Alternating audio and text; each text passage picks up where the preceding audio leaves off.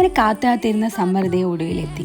സമ്മറായി കഴിഞ്ഞാൽ നമ്മളൊന്ന് ബീച്ചിൽ പോകണ്ടേ, കാരണം ഇത്രയും നാൾ നമ്മൾ ബീച്ചിൽ പോകാതെ വിതുമ്പിരുന്നേല്. സോ ഞങ്ങളൊരു 1 ഡേ ട്രിപ്പ് പ്ലാൻ ചെയ്തു, നേരെ ബ്രൈറ്റണിലോട്ട്.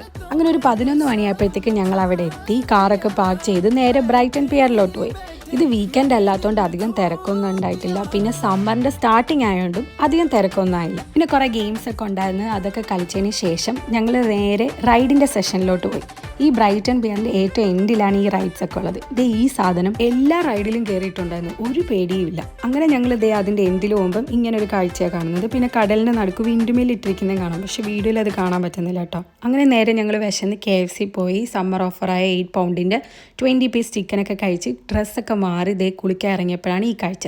ഈ പെബിൾസ് ബീച്ചിൽ ചെരുപ്പില്ലാതെ നമുക്ക് നടക്കാനേ പറ്റത്തില്ല. പിന്നെ വെള്ളം അതിലും തണുപ്പ്. എന്തായാലും അവരൊക്കെ കുറച്ച് കുളിച്ച് ഞാൻ കാല് മാത്രം നനച്ച് ഹാപ്പി ആയിട്ടൊരു ഡേ ട്രിപ്പ് എൻഡ് ചെയ്തു. ബൈ.